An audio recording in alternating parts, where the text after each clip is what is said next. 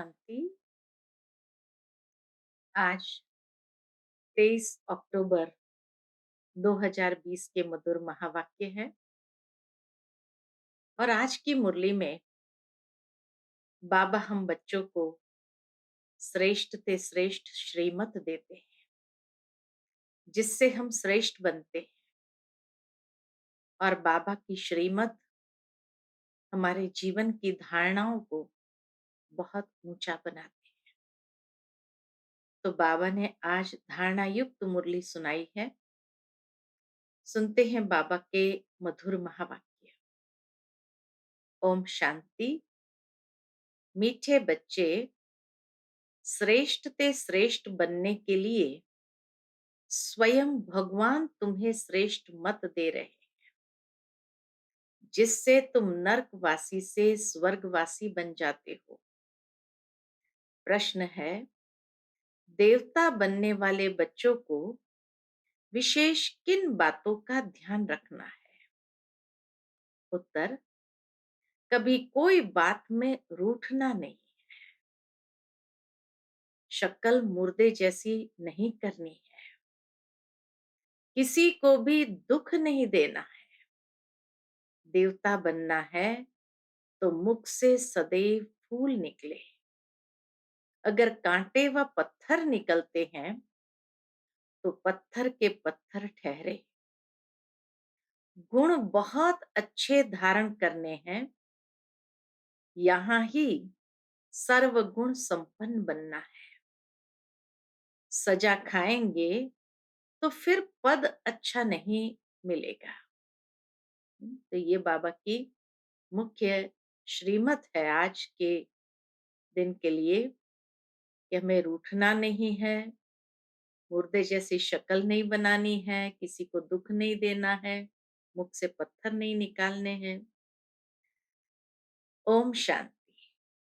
नए विश्व व नई दुनिया के मालिक बनने वाले रूहानी बच्चों प्रति रूहानी बाप बैठ समझाते हैं। यह तो बच्चे समझते हैं कि बाप आए हैं बेहद का वर्षा देने। हम लायक नहीं थे, कहते हैं, हे प्रभु मैं लायक नहीं, मुझे लायक बनाओ। बाप बच्चों को समझाते हैं, तुम मनुष्य तो हो, ये देवताएं भी मनुष्य हैं, परंतु इनमें दैवी गुण है। इन्हों को सच्चा सच्चा मनुष्य कहेंगे। मनुष्य में आसुरी गुण होते हैं तो चलन जानवरों मिसल हो जाती है। दैवी गुण नहीं है तो उसको आसुरी गुण कहा जाता है। अब फिर बाप आकर तुमको श्रेष्ठ देवता बनाते हैं। सचखंड में रहने वाले सच्चे सच्चे मनुष्य या लक्ष्मी नारायण है। इन्हों को फिर देवता कहा जाता है। इन्हों में दैवी गुण है। बल गाते भी हैं, हे पतित पावन आओ, परंतु पावन राजाएं कैसे होते हैं, फिर पतित राजाएं कैसे होते हैं, यह राज कोई नहीं जानते। वह है भक्ति मार्ग। ज्ञान को तो और कोई जानता नहीं। तुम बच्चों को बाप समझाते हैं और ऐसा बनाते हैं। कर्म तो यह देवताएं भी सतयुग में करते हैं, परंतु पतित कर्म नहीं करते हैं। उनमें दैवी गुण है। छीछी काम न करने वाले ही स्वर्गवासी होते हैं। नरकवासी से माया छीछी काम कराती है। अब भगवान बैठ श्रेष्ठ काम कराते हैं और श्रेष्ठ मत देते हैं कि ऐसे छीछी काम नहीं करो। श्रेष्ठ ते श्रेष्ठ बनने के लिए श्रेष्ठ ते श्रेष्ठ मत देते हैं। देवताएं श्रेष्ठ है ना, रहते भी है नई दुनिया स्वर्ग में। यह भी तुम्हारे में नंबरवार पुरुषार्थ अनुसार जानते हैं, इसीलिए माला भी बनती है 8 की व 108 की, करके 16,108 की भी कहे, वह भी क्या हुआ। इतने करोड़ मनुष्य है, इनमें 16,000 निकले तो क्या हुआ, 25% भी नहीं। बाप बच्चों को इतना उच्च बनाते हैं, रोज बच्चों को समझाते हैं। क्या समझाते हैं? कि कोई भी विकर्म नहीं करो, तुमको ऐसा बाप मिला है तो बहुत खुशी होनी चाहिए। तुम समझते हो कि हमको बेहद के बाप ने अडॉप्ट किया है, हम उनके बने हैं।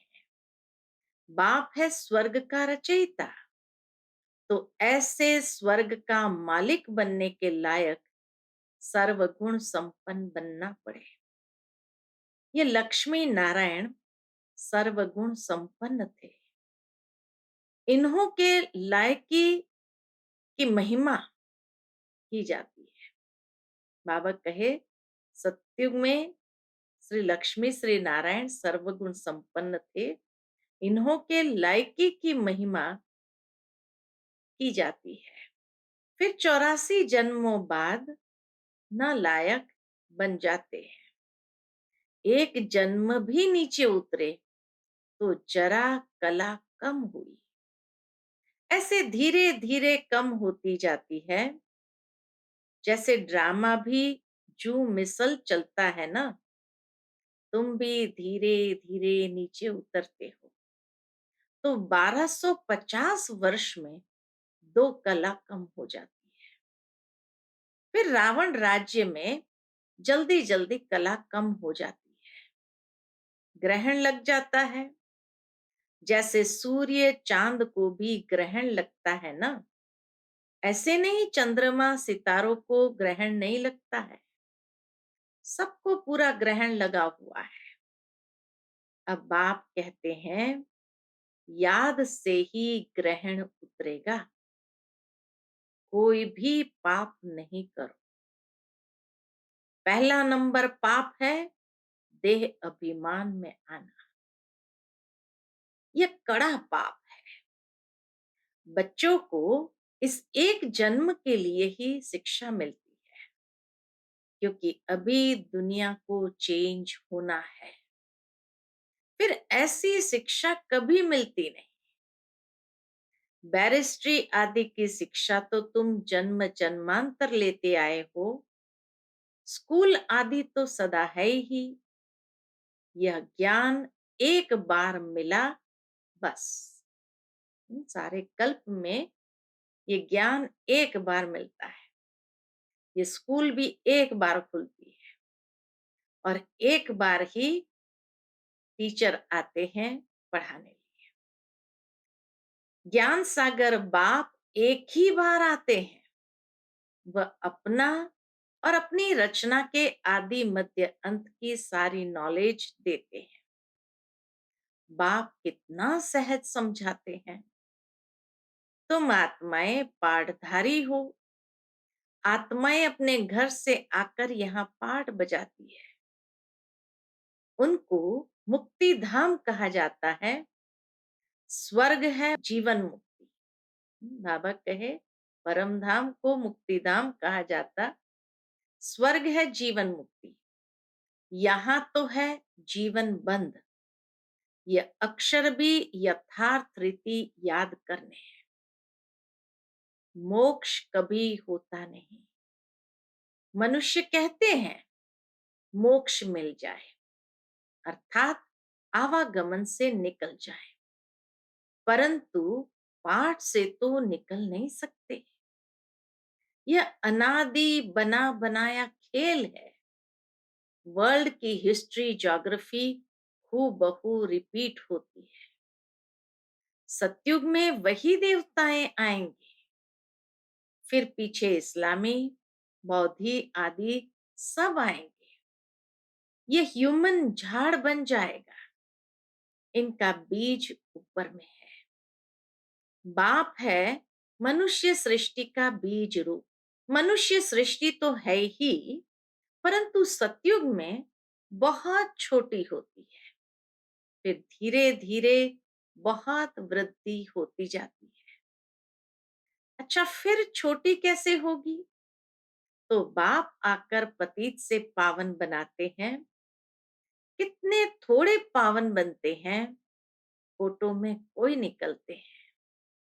आधा कल्प बहुत थोड़े होते हैं, आधा कल्प में कितनी वृद्धि होती है।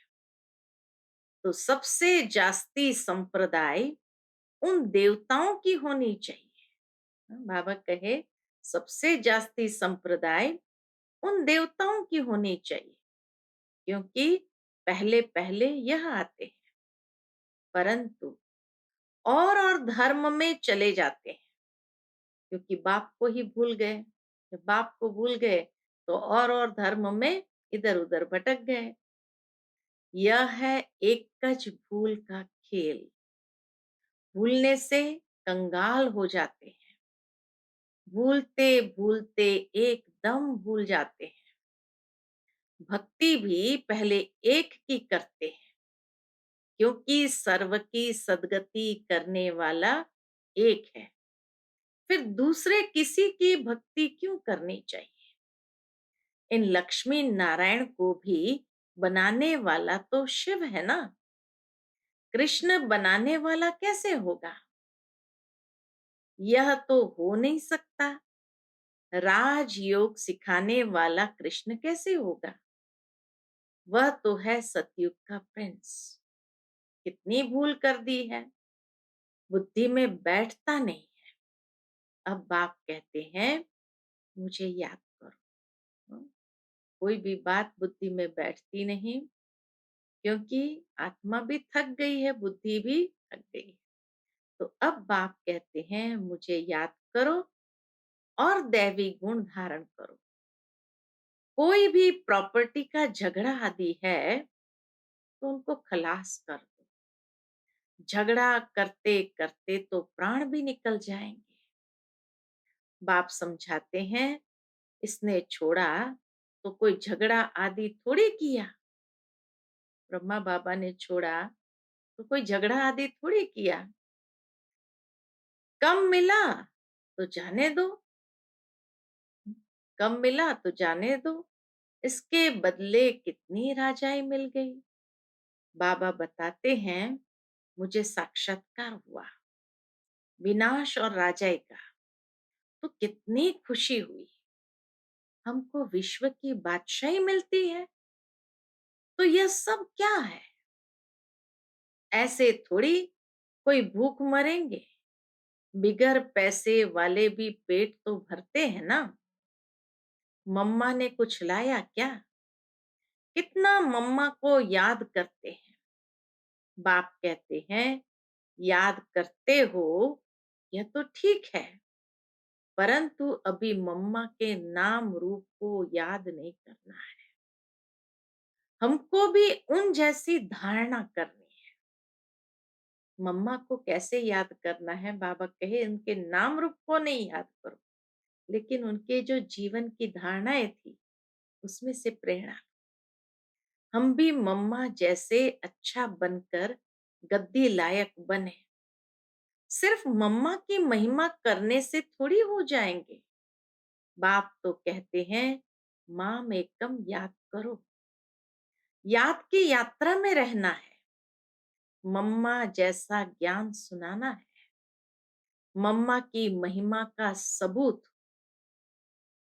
तब हो जब तुम भी ऐसे महिमा लायक बनकर दिखाओ। सिर्फ मम्मा मम्मा कहने से पेट नहीं भरेगा, और ही पेट पीठ से लग जाएगा। निर्धारी को याद करेंगे, नाम रूप को याद करेंगे, तो बाबा कहे उससे कोई कमाई नहीं होती है, तो पेट पीठ से लग जाएगा। शिव बाबा को याद करने से पेट भरेगा। बाबा को याद किया तो मम्मा जैसे बनते जाएंगे, अर्थात अंदर से समृद्ध होते जाएंगे। इस दादा को भी याद करने से पेट नहीं भरेगा। याद करना है एक को, बलिहारी एक की है। युक्तियां रचनी चाहिए सर्विस की। सदैव मुख से फूल निकले, अगर कांटे पत्थर निकलते हैं तो पत्थर के पत्थर ठहरे। गुण बहुत अच्छे धारण करने हैं। तुमको यहाँ सर्वगुण संपन्न बनना है। सजा खाएंगे तो फिर पद अच्छा नहीं मिलेगा। यहाँ बच्चे आते हैं बाप से डायरेक्ट सुनने।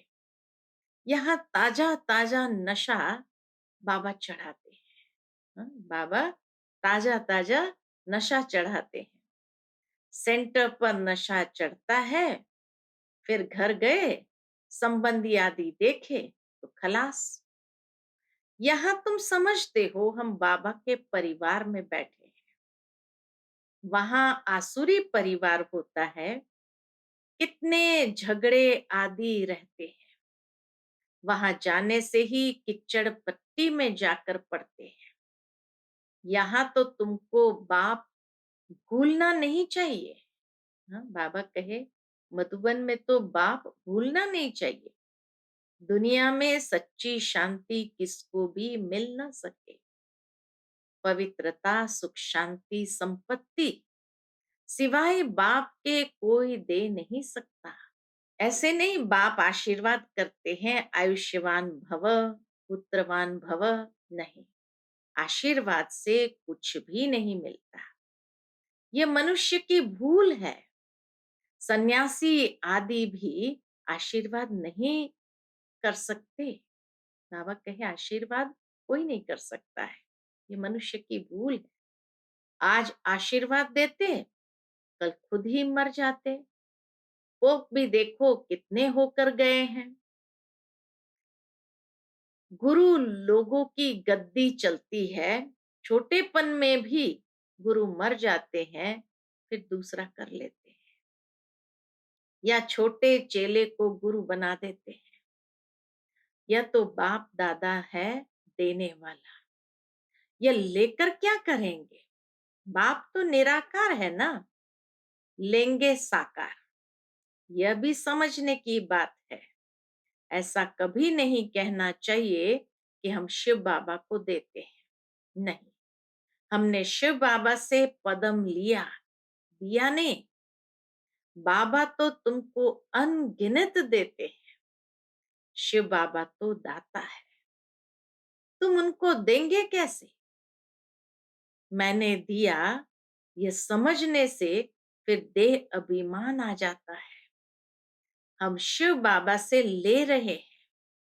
बाबा के पास इतने ढेर बच्चे आते हैं, आकर रहते हैं, तो प्रबंध चाहिए ना। गोया तुम देते हो अपने लिए, उनको अपना थोड़ी कुछ करना है। राजधानी भी तुमको देते हैं, इसलिए करते भी तुम हो। तुमको अपने से भी ऊंच बनाता। ऐसे बाप को तुम भूल जाते हो। आधा कल पूज्य, आधा कल पुजारी। पूज्य बनने से तुम सुख धाम के मालिक बनते हो, फिर पुजारी बनने से दुख धाम के मालिक बन जाते हो। यह भी किसको पता नहीं कि बाप कब आकर स्वर्ग की स्थापना करते हैं। इन बातों को तुम संगम युगी ब्राह्मण ही जानते हो। बाबा इतना अच्छी रीति समझाते हैं, फिर भी बुद्धि में नहीं बैठता। जैसे बाबा समझाते हैं, ऐसे युक्ति से समझाना चाहिए। पुरुषार्थ कर ऐसा श्रेष्ठ बनना है। बाप बच्चों को समझाते हैं, बच्चों में बहुत अच्छे दैवी गुण होने चाहिए।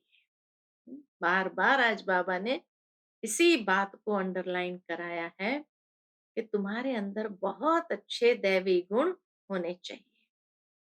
कोई बात में रूठना नहीं है, शक्ल मुर्दे जैसी नहीं करनी है। बाप कहते हैं ऐसा कोई काम अभी नहीं करो। चंडी देवी का भी मेला लगता है। चंडिका उनको कहते हैं जो बाप की मत पर नहीं चलती। चंडिका देवी का भी मेला लगता है और बाबा के चंडिका उनको कहते हैं जो बाप की मत पर नहीं चलती, जो दुख देती है। ऐसी चंडिकाओं का भी मेला लगता है। मनुष्य ज्ञानी है ना, अर्थ थोड़ी समझते हैं। कोई में ताकत नहीं, वह तो जैसे खोखले है। तुम बाबा को अच्छी रीति याद करते हो तो बाप द्वारा तुम्हें ताकत मिलती है। परंतु यहाँ रहते भी बहुतों की बुद्धि बाहर में भटकती रहती है। बाबा कहे बहुतों की बुद्धि बाहर भटकती रहती है। इसलिए बाबा कहते हैं यहाँ चित्रों के सामने बैठ जाओ तो तुम्हारी बुद्धि इसमें बिजी रहेगी। गोले पर, सीढ़ी पर किसको समझाओ तो बोलो सतयुग में बहुत थोड़े मनुष्य होते हैं, अभी तो ढेर मनुष्य है। बाप कहते हैं मैं ब्रह्मा के द्वारा नई दुनिया की स्थापना कराता हूं, पुरानी दुनिया का विनाश कराता हूं। ऐसे ऐसे बैठ प्रैक्टिस करनी चाहिए। अपना मुख आप ही खोल सकते हैं। अंदर में जो चलता है वो बाहर में भी निकलना चाहिए। गूंगे तो नहीं हो ना। घर में रड़ियां मारने के लिए मुख खुलता है, ज्ञान सुनाने के लिए नहीं खुलता है। देखो बाबा कितनी प्रैक्टिकल बात करते हैं कि घर में रड़ियां मारने के लिए मुख खुलता है, ज्ञान सुनाने के लिए नहीं खुलता है। चित्र तो सबको मिल सकते हैं, हिम्मत रखनी चाहिए। अपने घर का कल्याण करें। अपना कमरा चित्रों से सजा दो तो तुम बिजी रहेंगे। यह जैसे तुम्हारी लाइब्रेरी हो जाएगी। दूसरों का कल्याण करने के लिए चित्र आदि लगा देने चाहिए। जो आए उनको समझाओ। तुम बहुत सर्विस कर सकते हो। थोड़ा भी सुना तो प्रजा बन जाएगी। बाबा इतनी उन्नति की युक्तियां बतलाते हैं। बाप को याद करो तो तुम्हारे विकर्म विनाश होंगे। बाकी गंगा में जाकर एकदम डूब जाओ तो भी विकर्म विनाश नहीं होंगे। बाबा कहे गंगा में जाकर एकदम डूब जाओ तो भी विकर्म विनाश नहीं होंगे। यह सब है अंधश्रद्धा। हरिद्वार में तो सारे शहर का गंद आकर गंगा में पड़ता है। सागर में कितना गंद पड़ता है। नदियों में भी किचड़ा पड़ता रहता है। उससे फिर पावन कैसे बन सकते हैं। माया ने सबको बिल्कुल बेसमझ बना दिया है। बाप बच्चों को ही कहते हैं, क्या कहते हैं कि मुझे याद करो। तुम्हारी आत्मा बुलाती है ना, हे पतित पावन आओ। वह तुम्हारे शरीर का लौकिक बाप तो है, पतित पावन एक ही बाप। अभी हम उस पावन बनाने वाले बाप को याद करते हैं। जीवन मुक्ति दाता एक ही है, दूसरा न कोई।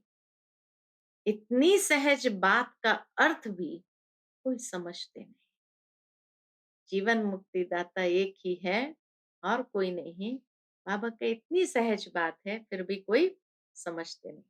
अच्छा, मीठे मीठे सिकिलते बच्चों प्रति माता पिता बाप दादा का याद प्यार और गुड मॉर्निंग। रूहानी बाप की रूहानी बच्चों को नमस्ते। हम सब रूहानी बच्चों की रूहानी माता पिता बाप दादा को याद प्यार गुड मॉर्निंग और नमस्ते। नमस्ते। शुक्रिया बाबा, शुक्रिया। आज की मुरली से धारणा के लिए मुख्य सार है। पहली पॉइंट, मुख से ज्ञान रत्न निकालने की प्रैक्टिस करनी है। बाबा बच्चों के अंदर कितनी हिम्मत भरते हैं कि बच्चे जाएं औरों को भी ज्ञान सुनाएं। कभी मुख से कांटे व पत्थर नहीं निकालने, अपना और घर का कल्याण करने के लिए घर में चित्र सजा देने, उस पर विचार सागर मंथन कर दूसरों को समझाना है, बिजी रहना है।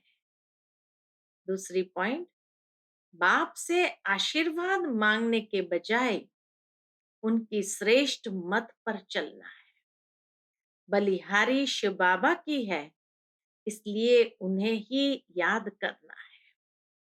यह देह अभिमान न आए कि हमने बाबा को इतना दिया, ये भी देह अभिमान है। आज के बाप दादा का मधुर वरदान है, विश्व कल्याणकारी की ऊंची स्टेज पर स्थित रहे, विनाश लीला को देखने वाले साक्षी दृष्टा भव। विश्व कल्याणकारी की ऊंची स्टेज पर स्थित रहे, विनाश लीला को देखने वाले साक्षी दृष्टा भव। अंतिम विनाश लीला को देखने के लिए विश्व कल्याणकारी की ऊंची स्टेज चाहिए, जिस स्टेज पर स्थित होने से देह के सर्व आकर्षण अर्थात संबंध, पदार्थ, संस्कार, प्रकृति के हलचल की आकर्षण समाप्त हो जाती है। बाबा कहे इतनी ऊंची स्टेज पर स्थित हो जाओ, जिस स्टेज पर स्थित होने से देह के सर्व आकर्षण अर्थात संबंध, पदार्थ, संस्कार, प्रकृति के हलचल की आकर्षण समाप्त हो जाती है। जब ऐसी स्टेज हो तब साक्षी दृष्टा बन।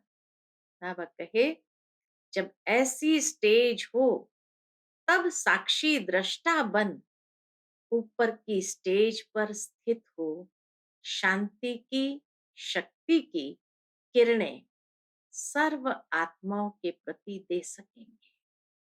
आज का स्लोगन है, ईश्वरीय शक्तियों से बलवान बनो तो माया का फोर्स समाप्त हो जाएगा। ईश्वरीय शक्तियों से बलवान बनो तो माया का फोर्स समाप्त हो जाएगा। अच्छा, Om Shanti. To watch Peace of Mind channel videos on YouTube, subscribe us on youtube.com/tvpeaceofmind. Just a click for a peaceful life.